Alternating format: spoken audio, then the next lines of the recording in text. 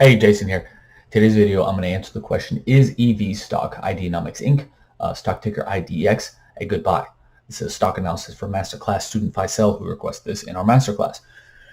Before we get to that, though, I need to let you know you can get this series as a podcast anywhere in the world for free on all major podcasting platforms: Stitcher, Anchor, SoundCloud, Spotify, iTunes, and more. You can get this part of the I Love Value Investing podcast anywhere in the world for free. And if you like this video here on YouTube and our other videos, make sure to subscribe, hit the notification bell so you're notified every time we release a new video, and release new videos all the time. If you see my other videos, you know I don't want to do this. I have to do this. I apologize, because every time I don't, I get nasty comments. I do not short sell ever, so any stock I talk negatively about, I don't benefit from. I also don't own any stock in a long position that I talk about either, so I don't benefit from that. These videos are done to help you learn how to better and faster evaluate stocks, so you spend less time looking at crap stocks, more time looking at potentially great investments. Today's video is requested by Masterclass student, and all of our other videos are requested by people on YouTube. I often don't know what the company does. That is the case for today as well. I don't know what the company does, and I purposely keep it this way when this is the case. Why? Because I don't want what the company does to bias me either negatively or positively. This also means I don't care about what the company's story is. I don't care about what the CEO says they're going to do. I don't care how the CEO says they're going to change the world. At this stage of my analysis, the company has to have things like margin safety, high profits, high free cash flows, and the other things we're going to get into for me to consider looking at it further. If it doesn't have those things, then we don't look at it. Why should you listen to anything I have to say? In the first 9 years of my career, I produced average annual investment returns in the portfolios I manage of 23.5% per year on average. That puts me just behind the great Warren Buffett when he produced 24.2% average annual investment returns in his Buffett Limited Partnership. I was going to say the portfolios, but it was a portfolio at his Buffett Limited Partnership. My returns in the last 9 years legitimately make me one of the best stock pickers in the entire world over that time, and I've almost tripled the stock market in that time. I'm not saying any of this to brag. Frankly, I don't even like saying it. But the only reason I am saying it is to prove to you that I actually know what I'm talking about a little bit. Okay, so again, I apologize for that. Don't want to do it. Have to do it. Let's get to the analysis. Okay, so Masterclass student Faisal brought this up in our last group training. I think it was the 14th, if memory serves me right. And he wanted me to take a look at this for him, but I figured I'd take a look at it for you as well, which is why I'm releasing it here. So I don't know anything about this company. We didn't talk about the company. He just said he would like me to take a look at it. So we're going to go from here, as we normally do. I don't care for forward PE at all, but this is a sign the company is unprofitable right here, that it's not showing a number. Again, I don't care for price to sales at all either, but it being at 7.3 is a sign the company is overvalued by quite a bit. Let's look at the stock chart. What has it done? Actually, let's save that. So, Ideanomics Inc. is a global company that facilitates the adoption of commercial electric vehicles and supports next-generation financial services and fintech products. Its electric vehicle division, Mobile Energy Global, MEG, provides group purchasing discounts on commercial electric vehicles, EV batteries, and electricity, as well as financing and charging stations, a model. That's a very confusing sentence.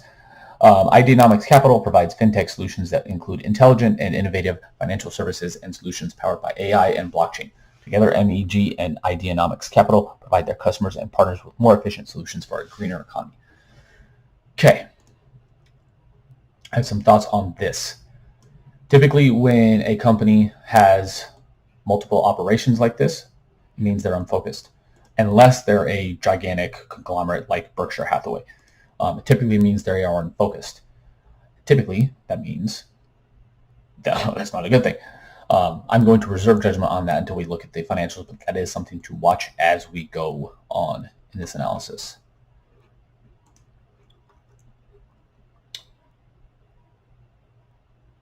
Okay, so the revenue has gone up significantly from 2011 at $8 million for the full year to $88 million in the trailing 12-month period. However, on the revenues, I notice it's been below $10 million before 2017. Then in 2017, it jumps up from $5 million in 2016 in revenue to $144 million in 2017. Then a huge jump up to $378 million in 2018, and then big massive drop to 45, 27, then $88 million in the trailing 12-month period. That is very erratic. I would want to know what's going on here. It looks like maybe multiple business transitions, which is typically not a good sign. If there are multiple business transitions, usually in the numbers you see one business transition, you can kind of tell by the numbers that maybe they sold something, maybe they bought something, maybe they transitioned their business model, maybe they transitioned their industry. You can kind of tell that in the numbers when there's huge jumps or falls. Here, there's massive jump, massive fall, and then rise again. So I would want to know what's going on here from the company. This has led to also erratic, actually not erratic, operating profit margins. Their operating profit margins have actually been negative the entire time, except for in 2019. Other than that, they've been massively negative, in the hundreds of percent for most of that time. They have, their worst operating profit margin was in 2014, where it's negative 481%. But last year it was negative 186%. And their trailing 12-month operating profit margin is negative 60.5%. So there's a massive negative operating profit margins, which is not good. I look for anything about positive 10% on a consistent basis, which has led, so we are going to look at the stock chart. I'm glad I waited.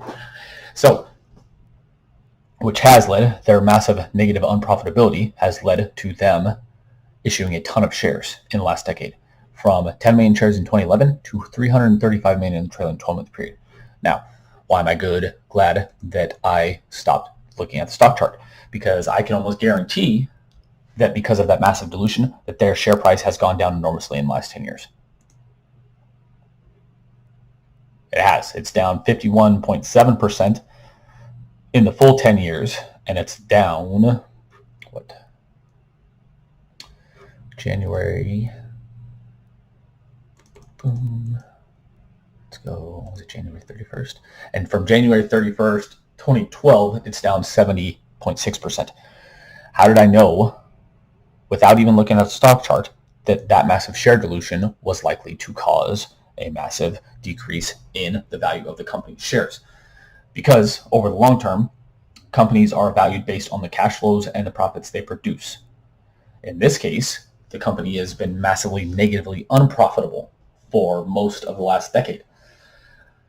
When that happens, it means the company is losing a ton of money per share on a per share basis.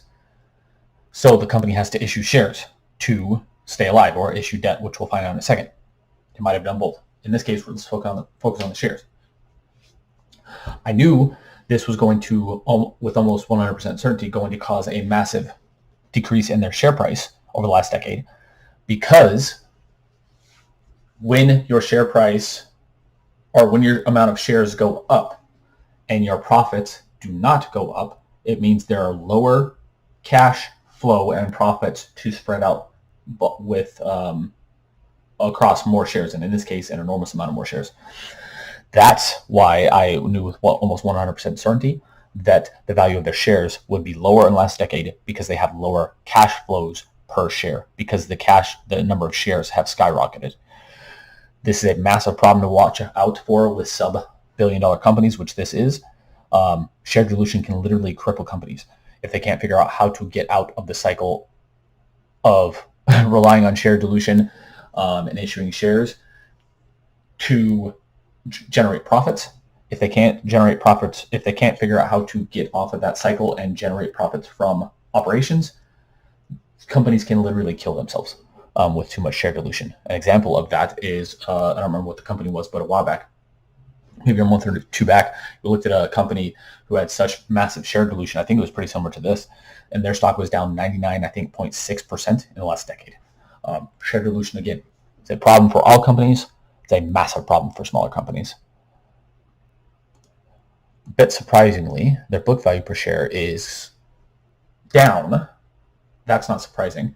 In the last decade, from $1.41 per share in 2011 to $1.12 per share in the trailing 12-month period. Frankly, surprised it's not down more than that. I'm assuming, based on the increase in book value per share from 2020 to the trailing 12-month period, there was some kind of acquisition in that time frame. We will go see that in a second. With their massive unprofitability on an operating profit basis, their ROICs have been massively negative the entire decade as well. Again, massively. Their kind of average is probably around 100-120% negative, which means for every dollar they spend or they generate in sales, they lose $1.20. That's what that means. That is not a good thing. Free cash flow to sales, again, massively negative, as expected, because they're losing. So they're losing a ton of money everywhere, and the only way they're surviving, at least as of this look, is by issuing shares. And it's mostly by issuing shares because they have a decent amount of short-term debt now, but they do not, according to this, have long-term debt. We'll see what this is when we get to the balance sheet for sure. But again, I'm assuming there's an acquisition in 2020, 2021 sometime, because their short-term debt went from 0.25% of the balance sheet in 2020 to 12% in the trailing 12-month period. They do have a decent amount of cash. And another sign they acquired something is their intangibles are up as well, which we'll talk about in a second. They do not have a cash conversion cycle for most of the last decade. So it's frankly not even useful to talk about because I would like to talk about it here because it matters, but it's kind of impossible to talk about because the individual numbers themselves don't matter in a single year period. It's the trend over time. Okay, we talk about this on occasion when we see it. Interest coverage ratio, when it's negative, it means the company cannot cover their current interest payments on their debt with current operating cash flows. Operating profits, sorry. Of course, that makes sense because they are unprofitable on an operating profit basis. But when you see this, it's not a good thing. And it means, again, the company has to issue shares or issue debt or both to continue to surviving. You typically want to see anything above 1 here, positive 1 here, and typically the higher the better. Okay, balance sheet. So they have it's not showing the trailing 12-month numbers. Why? No, because I'm on manuals. That's why. Okay, so they have a ton of cash. They have $411 million in cash. Their entire market cap is $924 million, so that's good. That's actually very good. That means almost half of their balance sheet is made up, or half of the value of the company is made up in cash. That is not good if they continue burning a ton of capital. To illustrate that, they lost $42 million in free cash flow in the last year, or the last 12 months, which means they're burning through cash at a decent rate. Although, again, that's far more than enough cash to offset that. Okay, let's go back to the balance sheet.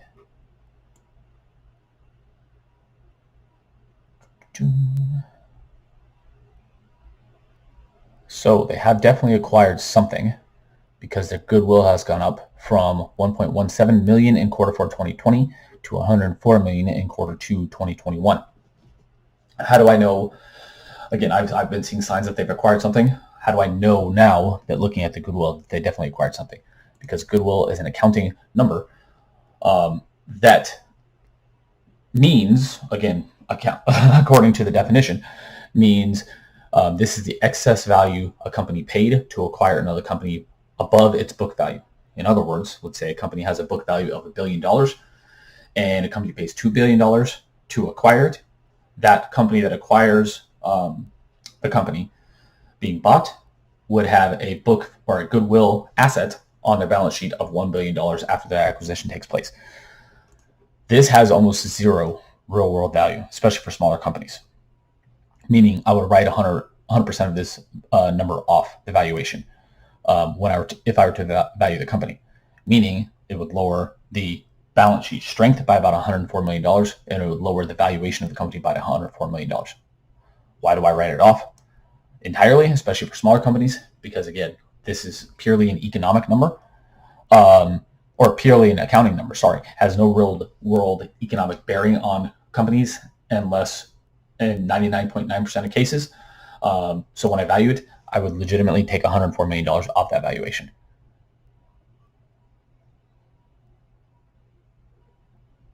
Looks like they did acquire some trademarks and patents as well.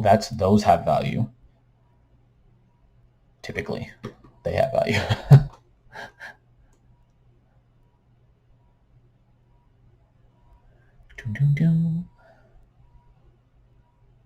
Do have some equity investments. That's interesting for smaller companies. Most smaller companies do not have equity investments, so that's interesting. I mean, it makes sense because they're a capital company as well, but that's just interesting.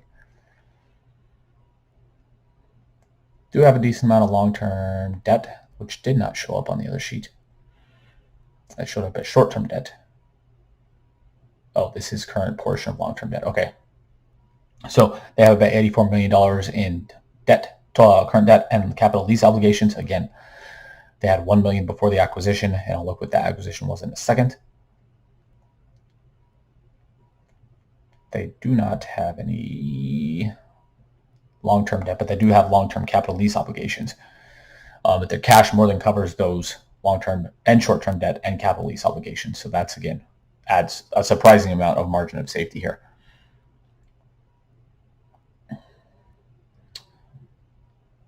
Okay. So I wasn't going to talk about this, but I pretty much have to. Retained earnings and accumulated deficit. When this number is positive, it's retained earnings. When this number is negative, it's called accumulated deficit. What this shows is the entire cumulative profit if retained earnings, or loss if accumulated deficit, or the entire course of the history since it's become public.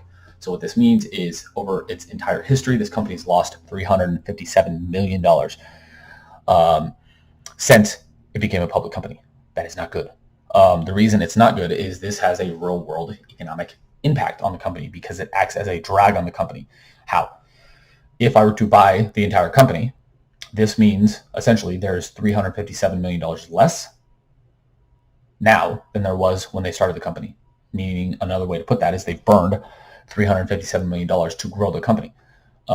If they're growing it well, then it can turn out well, but most companies never get out of this cycle. So this is an important number to watch that I don't talk about enough on here because frankly we don't see it very often, but that is interesting to see. When it's positive, it can be a very good positive because that when it's retained earnings and it's positive and it keeps growing, it means the company is not only earning profits every year, but it's earning profits that it can reinvest in the business to grow the business in a healthy way. Nothing else on the balance sheet. Cash flow statement. Okay.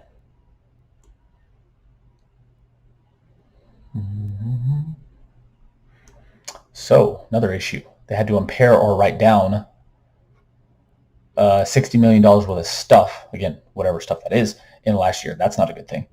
That destroys value on the balance sheet, and it also, I believe, is a cash flow charge on the company, which is why it's on the cash flow statement.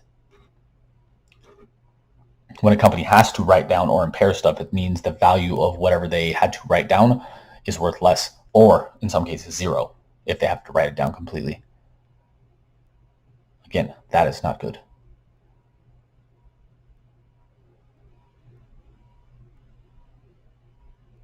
Purchase, acquisition of a business. So we've been saying this whole time, it looks like they bought a business, and they did. Looks like they paid 2 payments for it. Q1 2021, $55 million.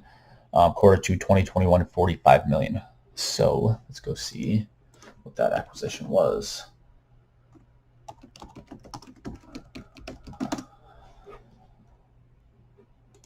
They bought Via Motors, valued at up to $630 million. Via designs and plans to manufacture commercial electric vehicles for the global fleet market, which experienced significant growth in its transformation to electric propulsion. I've never heard of Via Motors, so I don't know anything about the company. The structure is interesting. So they had a base price of $450 million with up to potential $180 million in earnouts. What that means is an earnout is they will get that money if they meet certain criteria or thresholds. And it looks like this was certain vehicle deliveries. So if they do not meet, well, again, let's say it's 100,000 vehicles. I have no idea what it is. If it's 100,000 vehicles and they don't meet that, they will not get paid either all or a portion of that, depending on how the contract is. If they meet at that, they will get paid all or a portion of that as well.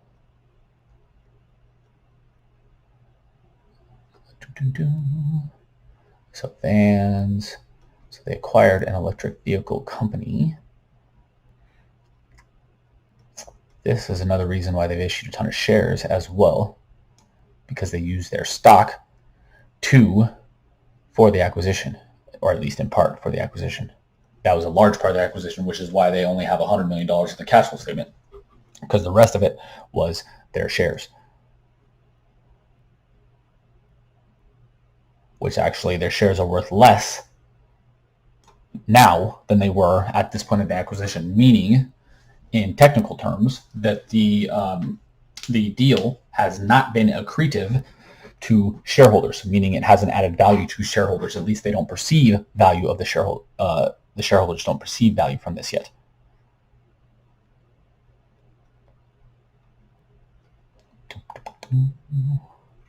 Okay, so they acquired that company. We'll see if that pans out down the road, but that is what the investment was.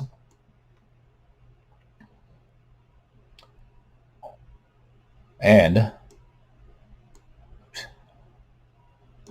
because of that, they also issued some debt, $220 million. So they issued debt, they issued stock, and they paid some cash for the company.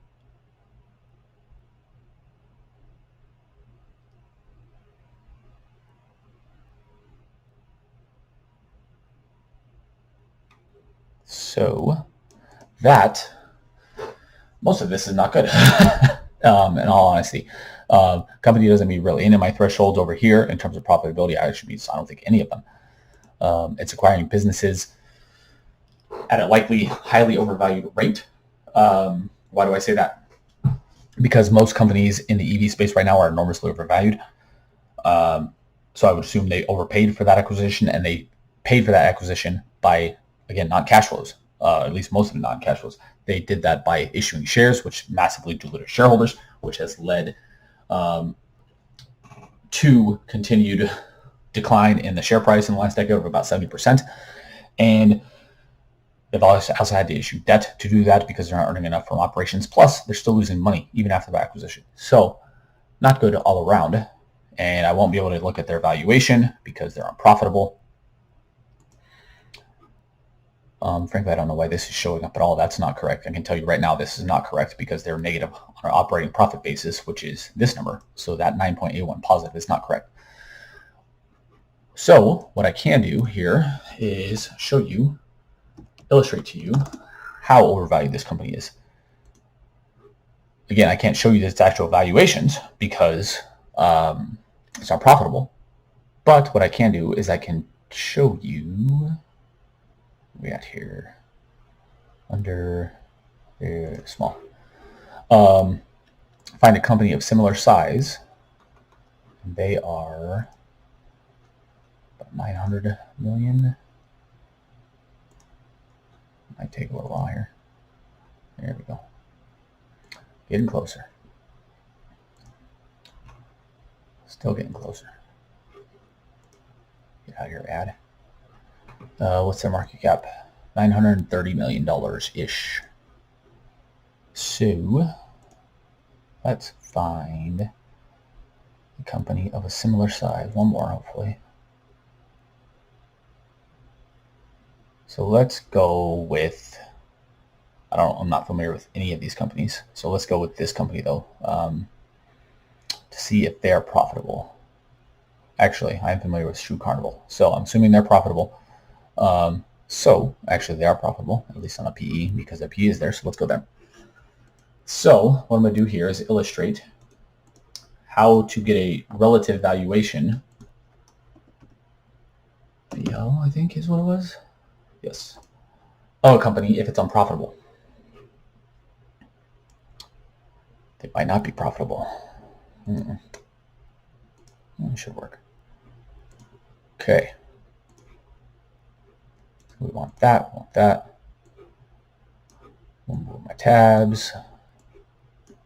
Okay, so they both have 930 or approximately $930 million market caps. Ideanomics has $88 million in revenue in the trailing 12-month period. Shoe Carnival has 1.2 billion. So there's a massive, massive, massive difference there. In the trailing 12-month period, Ideanomics has lost $53 million on operating profit. Shoe Carnival has made $148 million in operating profit, positive. So there's a massive difference there as well, to the effect of what is about $200 million. Massive difference. Let's go one more. Free cash flow, negative $42 million for Ideanomics in the last 12 months.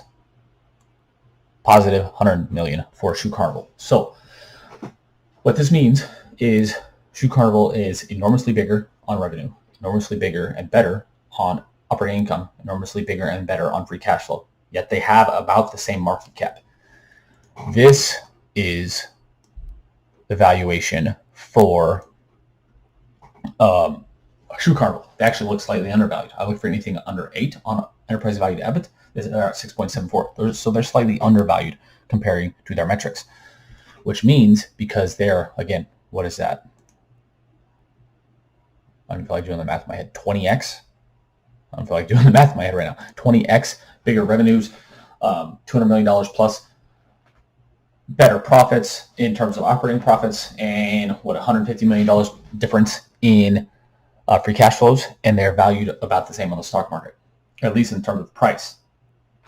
Shoe Carnival is far better valued because they are a far better and bigger company at this stage. Could that change with growth and stuff? And yes, they're in a bigger trend and all that. But again, that's why I don't care about stuff at this point in terms of what the company says they're going to do.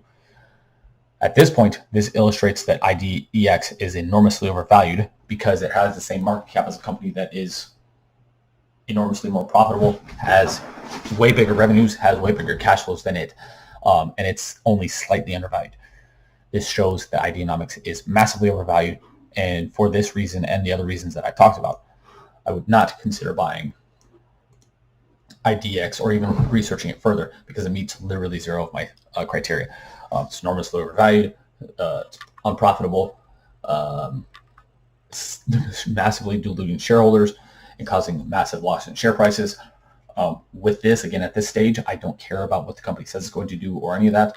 At this stage, the company, there's way too much risk in this company for me in the portfolios I manage. So, Faisal, I hope this was helpful. Again, Masterclass student Faisal requested this, and I appreciate this. This was a good analysis. We had to talk about some stuff we hadn't talked about in a while, or maybe ever in some of these videos.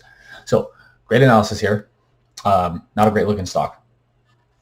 And for the portfolios I manage, I could not invest in this because there's too much risk.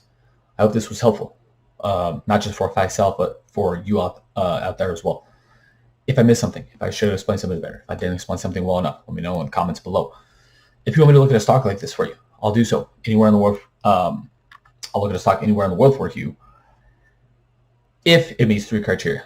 It's not a bank because I don't evaluate banks. It's not an insurance company because you actually have to dig into the financial statements, the 10Ks, to evaluate them, and it has to be producing revenue. Why does it have to be producing revenue? Because I did some videos a couple months ago on companies that weren't producing revenue, and they were pretty boring because, again, I don't care about the future story of the company at this stage of my analysis. So if it meets those 3 criteria, I'll look at a stock for you anywhere in the world. Let me know in the comments below. Again, I am giving preference to Masterclass students, which is why I bumped this one up to and making this video now. It's to release on 27th of October. And we bump stuff back. So I'm giving Masterclass students preference now. But this is the only one on here from Masterclass students. If you want me to look at a stock anywhere in the world for you and it meets those 3 criteria, let me know.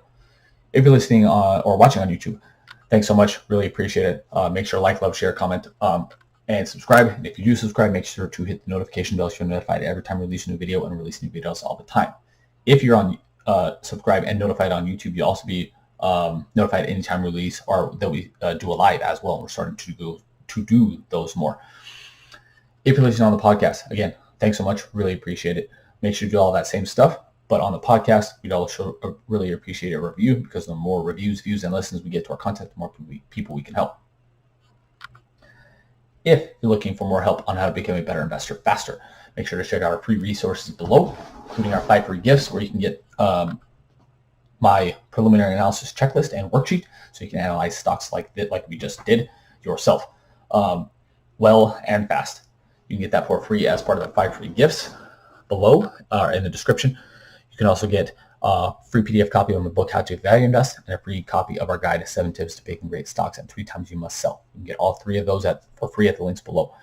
If you're looking for more help from me, specifically from me, on how to become a better investor faster, make sure to join our Value Investing Masterclass, where Faisal or custom this in our live group trainings. We're doing live group trainings now. We have WhatsApp group, we have Facebook group, where we interact and talk with each other and help with each other. And you can request videos, and you learn how to value, evaluate, and find great stocks fast in the course videos themselves. Plus, you learn 23 different valuation techniques and much more. To learn more about the masterclass, make sure to check out the link below as well. But until next time, have a great day. Talk soon.